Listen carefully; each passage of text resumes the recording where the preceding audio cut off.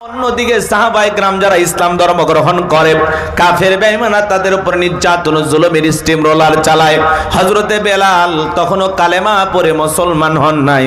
নবীজি রাতের বেলা দারুল আরকামে বসা, হযরতে বেলাল বিশ্বনবীর দরবারে উপস্থিত হয়ে গেলেন।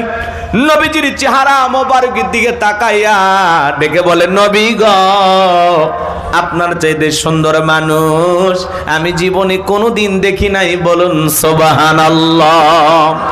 আপনার আমার নবী কতটা সুন্দর ছিলেন জানেন? হযরতে জাবের রাদিয়াল্লাহু তাআলা বলেন, পূর্ণিমার রাত আমি রাসূলের বাড়িতে গিয়েছিলাম, সেদিন দেখেছিলাম চাঁদ উদয় হয়েছে দুইটা, একটা চাঁদ আসমানে আর একটা চাঁদ জমিনে। হযরতে জাবের রাদিয়াল্লাহু তাআলা বলেন, আমি একবার আকাশের পূর্ণিমার চাঁদের দিকে তাকাই আর একবার বিশ্ব নবীর চেহারার দিকে তাকাই। হযরতে জাবের বলেন, ওই আকাশের পূর্ণিমার চাঁদের চাইতেও বিশ্ব নবীকে আমার কাছে বেশি সুন্দর মনে হয়। আপনার আমার নবী কতটা সুন্দর ছিলেন জানেন? আম্মা জান আয়েশা রাদিয়াল্লাহু তাআলা আনহা বলেন, যারা ইউসুফ নবীর চেহারার দিকে তাকাইয়া মিশরের নারীরা ফল কাটতে গিয়ে আঙ্গুল কেটে ফেলে দিয়েছিল, ওরা যদি একবার বিশ্ব নবীর চেহারার দিকে তাকাইতো, শুধুমাত্র আঙ্গুল নয়, আঙ্গুল কাটতে কাটতে হাত কাটতে কাটতে কখন যে নিজের কলিজা কেটে দুভাগ করে দিত, মুহূর্তের জন্য টের পাইতো না। আপনার আমার নবী এতটাই সুন্দর। আম্মা জান আয়েশা বলেন, ও দুনিয়ার মানুষ, তোমাদের একটা সূর্য আছে, আমি আয়েশার একটা সূর্য আছে। তোমাদের সূর্য উদয় হয় দিনের বেলায় আর আমি আয়েশার সূর্য উদয় হয় রাতের বেলায়।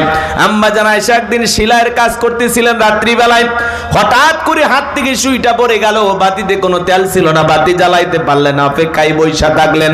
বিশ্বনবী যখন ইশার সালাত আদায় করার পরে ঘরের ভিতরে সর্বপ্রথম প্রবেশ করে আম্মা জান আয়েশাকে নবী সালাম দিলেন। নবী ঘরে ঢুকে স্ত্রীকে কি দিলেন? আর একটু জোরে বলেন। নবীর উম্মত হিসাবে আমল আপনার আমার ঘরেও চালু থাকার দরকার আছে না নাই? বাড়িতে যা বিবিকে সালাম দিবেন, আসসালামু আলাইকুম রহিমা, কেমন আছো সোনা? ঘরের দরজাটা খোলো না, আমি তোমার লিটনের বাপ, তোমার দিওয়ানা। বউ খুশি হয়ে দরজা খুলে দিবে, কথা বলেন ঠিক কি না?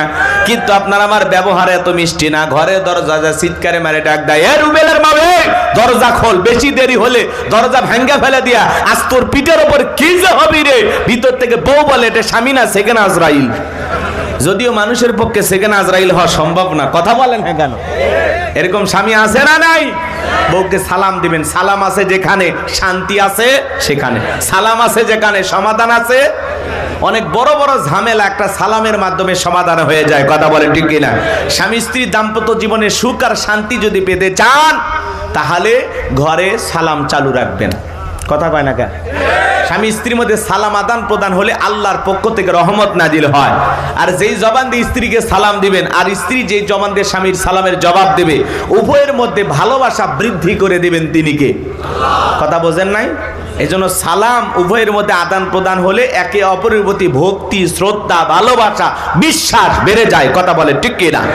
স্বামীও সালাম দেয় না, বউ সালাম দেয় না, দুইজনে বোবা, কথা কয় না? রাগ করতেছেন মনে হয়? এই ওয়াজ এক জায়গায় করলাম, এক যুবক বলে, হুজুর বউকে সালাম দিদিকে শরম লাগে। আমি তখন বললাম, বাবা তুমি বিয়ে করছো কি? কোন হুজুর, 3 সন্তানের বাপ আমি তখন বললাম, বাবা স্ত্রী সহবাসের একটা দোয়া আছে, তুমি কি জানো? কয় দোত হুজুর, এটা দোয়া পড়ার টাইম, কথা কন। 3 সন্তানের বাবা হয়ে যায়, শরম করে না?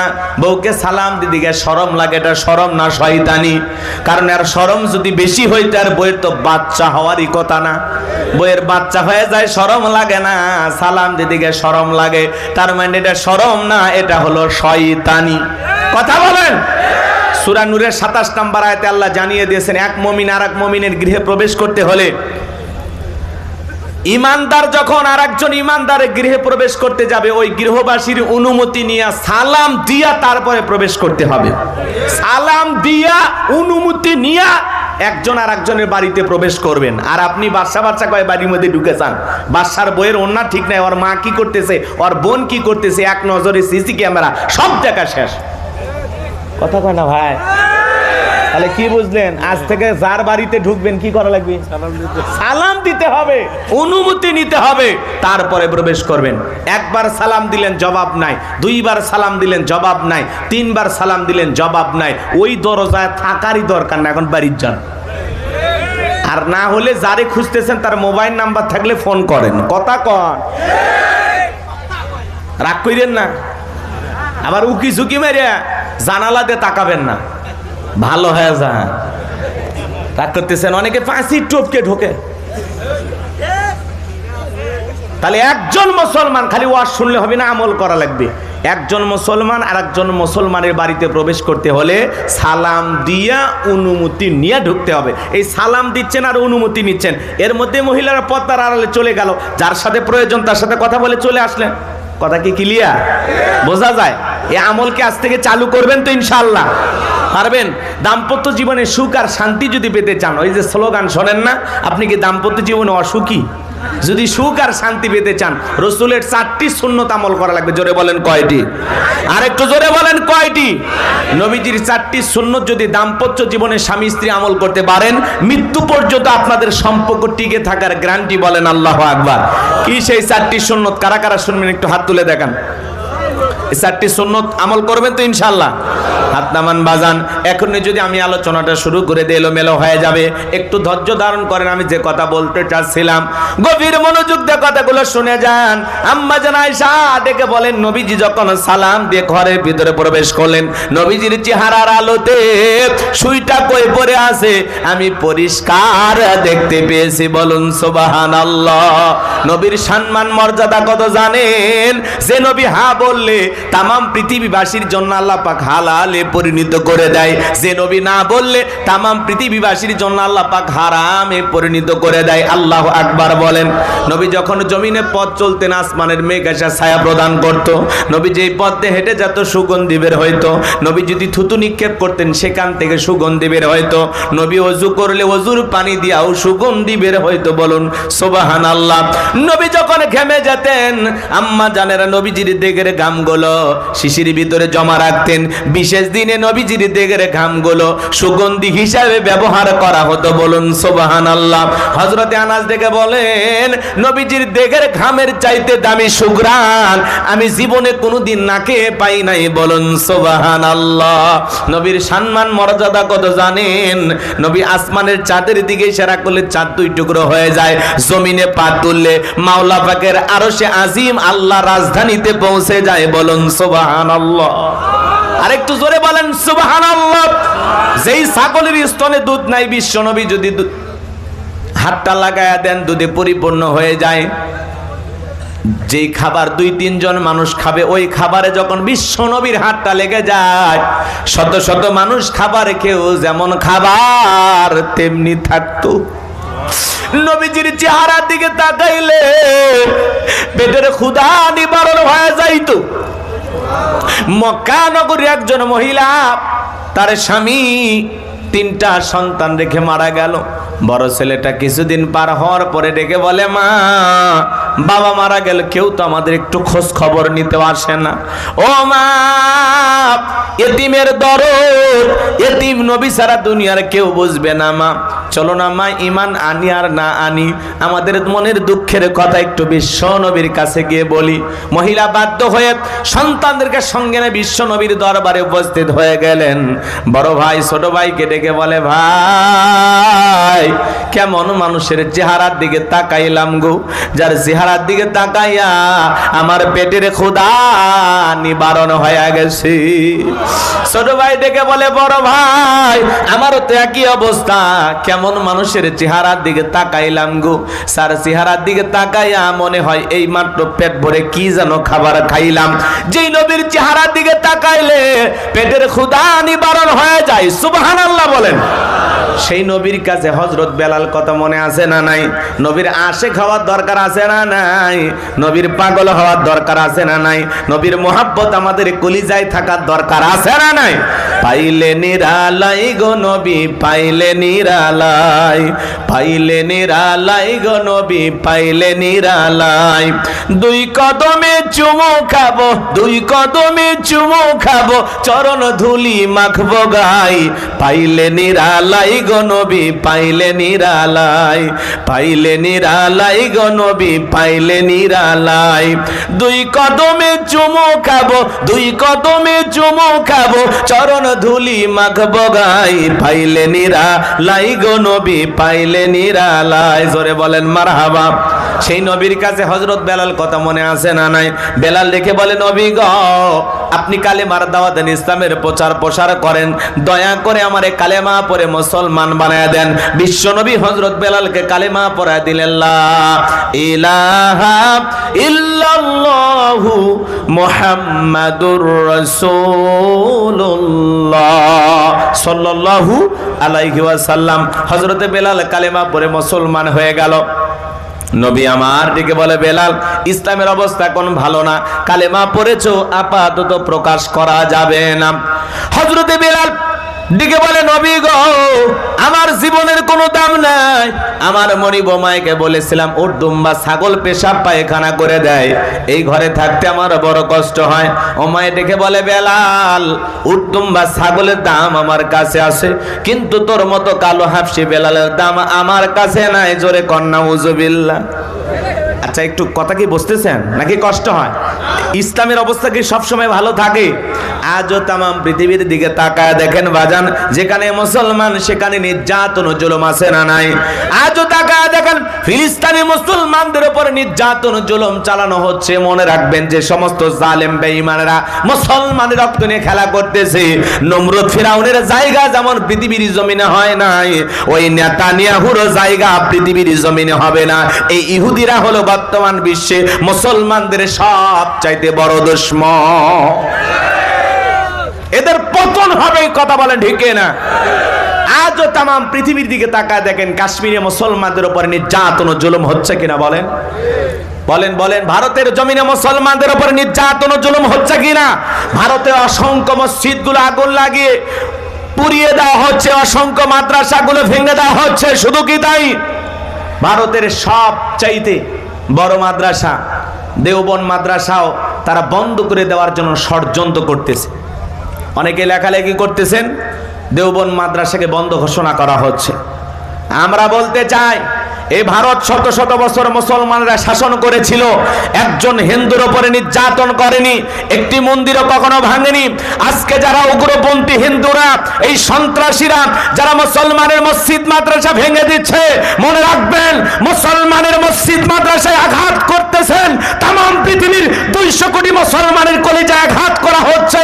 আসমানের মালিক আল্লাহর গজব যখন আসবে, ভারতকে পৃথিবীর মানচিত্র থেকে মুছে ফেলে দেওয়ার ক্ষমতা আমার আল্লাহর আছে না নাই?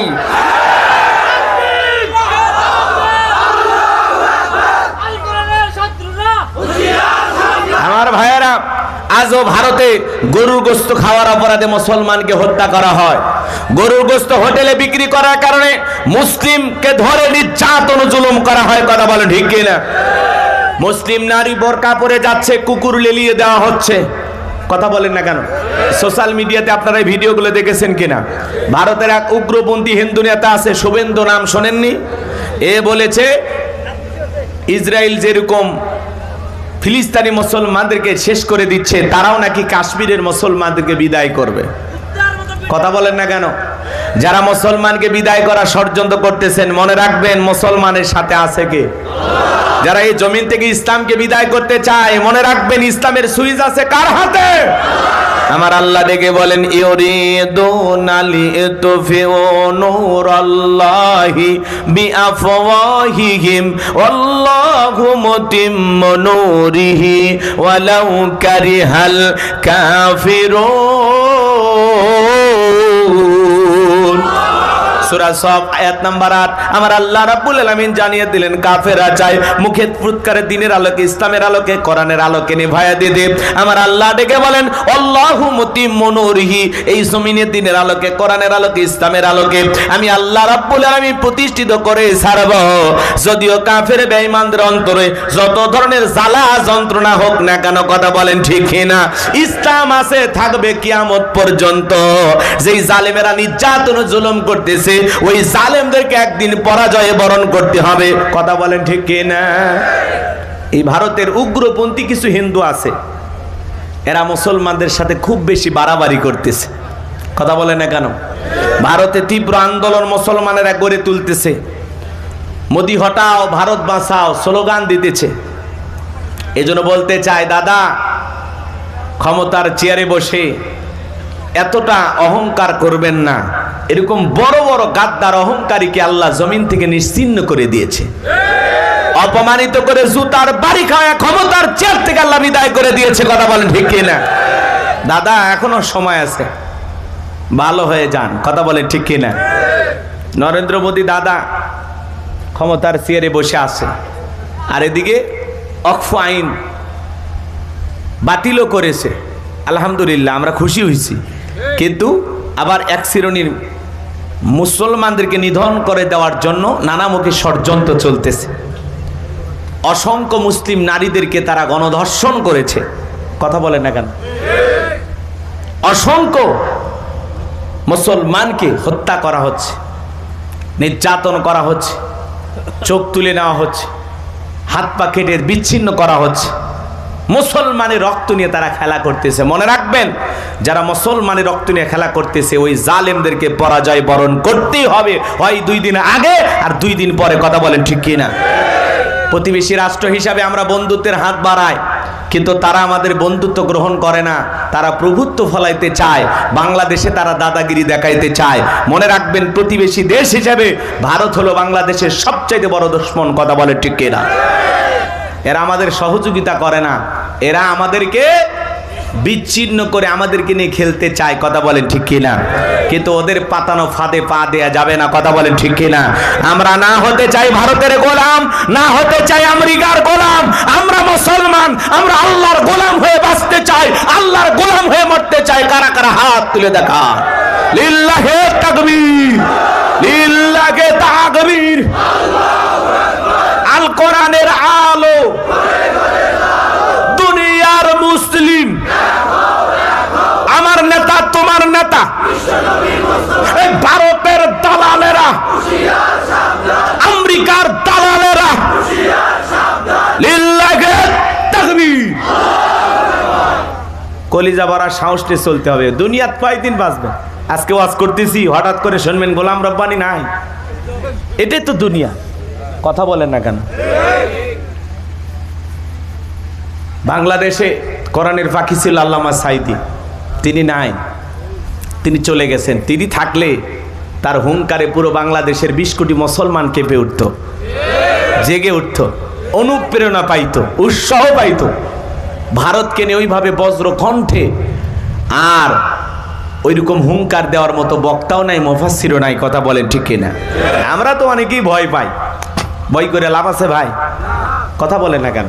এ দেশেও যারা মুসলমানের রক্ত নিয়ে খেলা করেছিল, যারা নিরীহ আলেমদেরকে ফাঁসির দড়িতে ঝুলিয়েছিল, নিরীহ হাফেজ আলেমদেরকে মিথ্যা মামলা হামলা দিয়ে জেলখানায় বন্দী করে রেখেছিল, শাপলা চত্বরে রাতের আধারে হাফেজ আলেমদেরকে যারা হত্যা করেছিল, যারা মিথ্যা মামলা হামলা দিয়ে ঘরে ঘরে মামলা দিয়েছিল, যারা নির্যাতন জুলুম করেছিল, রাতের আধারে মানুষকে ঘুমাইতে দেয় নাই, যারা অসংখ্য মানুষের উপর নির্যাতন জুলুম করেছিল, দাড়ি টুপিওয়ালাদেরকে বিশ্ববাসীর সামনে জঙ্গি বলে উপস্থাপন করেছিল, যারা ক্ষমতার চেয়ারে বসে দাম্ভিকতা করেছিল, ক্ষমতাকে বাপদাদার পৈতৃক সম্পত্তি মনে করেছিল, আজকে তারা ক্ষমতার চেয়ার থেকে বাংলাদেশ ছেড়ে ভারতে পালিয়ে গেছে, কথা বলে ঠিক আছে। বড় বড় কথা বলতো, পালাবো না হারাবো না, কই পালিয়েই তো গেলেন, কথা তো রাখলেন না, কথা বলেন। আমরা বারবার বললাম ম্যাডাম পদত্যাগ করেন, আল্লাহ বলে কিসের পদত্যাগ? এরা যে অন্যায় অপরাধ করেছে, শুধু পদত্যাগ না, আমি আল্লাহ এদেরকে দেশ ত্যাগ করতে বাধ্য করব। ইন্না বাতশা রাব্বিকা লাশাদীদ, আল্লাহর পাকড়াও বড় কঠিন, আল্লাহ ধরে ধরে না, যেদিন ধরবে মামুবাড়ি দিল্লি গিয়ে পড়বে। আজকে আছে ক্ষমতার চেয়ার থেকে পেলে গেছে। আমরা আগামীতে সিদ্ধান্ত নেব, আর যাই হোক কোন নারীকে এই দেশের প্রধানমন্ত্রী বানাবো না। আগামীতে যেই দলেরই হোক পুরুষ হবে এই দেশের প্রধানমন্ত্রী। কারা কারা চান দুই হাত তুলে দেখান। লিল্লাহে তাকবীর, লিল্লাহে তাকবীর। নারীদের দেখার দিন শেষ। আগামীতে পুরুষের বাংলাদেশ, পুরুষ হবে আমাদের প্রধানমন্ত্রী, যেই দলেরই হোক। ঈশ্বর চাচার মতো পুরুষ লাগবে, কি কন?